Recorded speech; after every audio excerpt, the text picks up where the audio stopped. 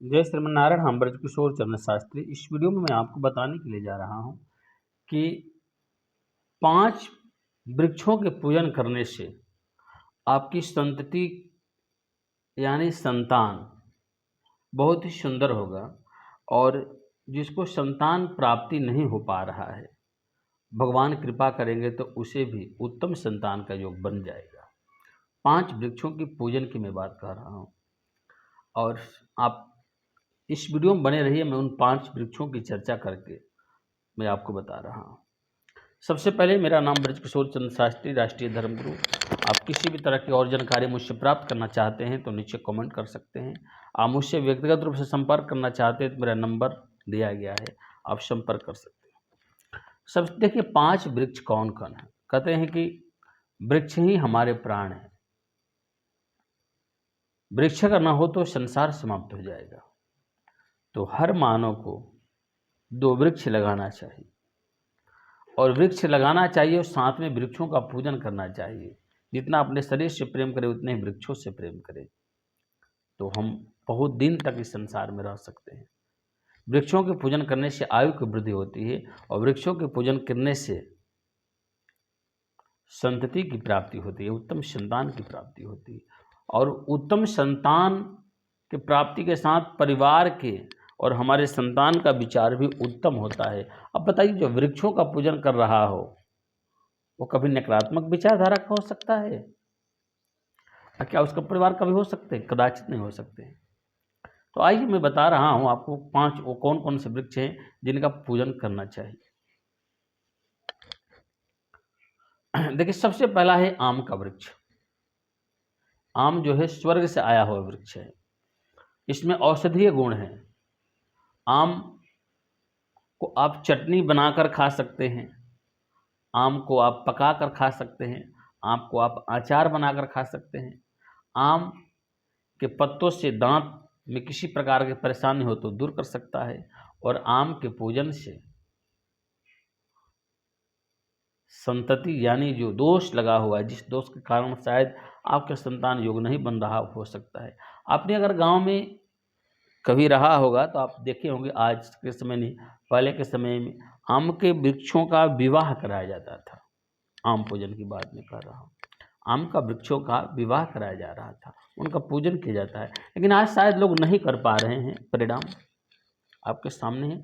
और भी बहुत कुछ फायदा होता है जिसकी चर्चा अगले वीडियो में करूँगा। आम का वृक्ष का पूजन, उसके साथ आंवले का वृक्ष। आंवले के वृक्ष के पूजन करने से आपके शत्रु आप पर अपना आधिपत्य नहीं जमा सकते, शत्रुओं से आपको छुटकारा होता है। और साथ ही उत्तम संतान के योग के लिए आंवले का वृक्षों का पूजन करते हैं। कहते हैं कार्तिक के महीने में एक आंवला वृक्ष के बैठकर एक ब्राह्मण का भोजन कराने से अच्छे पुण्य की प्राप्ति होती है। आंवला का वृक्ष ध्यान रखिएगा। तीसरा, पीपल का वृक्ष।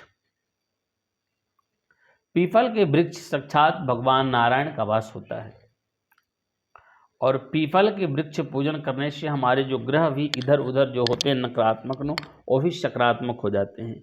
और ग्रहों की स्थितियाँ जब सुंदर हो जाए, नारायण की जब कृपा हो जाए, तो संतति का योग बन जाता है। और पीपल के वृक्ष का आप पूजन करते हैं तो आपके पितृदेवता भी प्रसन्न होते हैं।